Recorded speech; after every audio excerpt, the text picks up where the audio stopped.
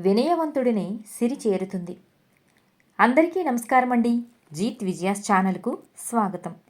ఈరోజు మనం ఒక చిన్న మాట చెప్పుకుందాం.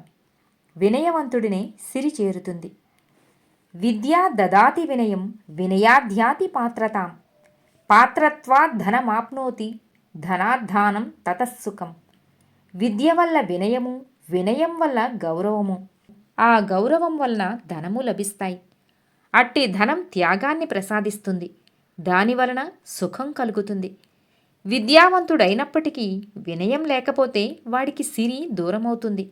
వినయం కలిగి విద్య లేనివాడైనా సరే వాడు సర్వశ్రేష్ఠుడు. అట్టివానిని సిరి చేరుతుంది.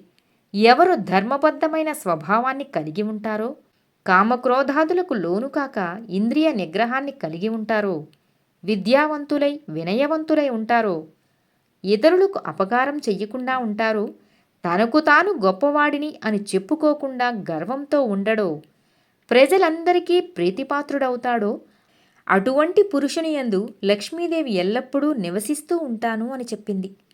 అందుకు ఈ శ్లోకమే ఆధారము. యో ధర్మశీలి విజితేంద్రియచ్చ విద్యా వినీతోన పరోపకారి అగర్వితో యచ్చ జవానురాగి తస్మిన్ సదాహం పురుషే వసామి. గర్వం అంటే మదం, తనకు తాను గొప్పగా చెప్పుకోవటం. దీనివలన ఎంతటి గొప్పవారైనా దరిద్రులు కాక తప్పదు. ఈ గర్వం వలన దూర్వాస మహర్షి అంబరీషుని చేతిలో పరాభవాన్ని పొందాడు.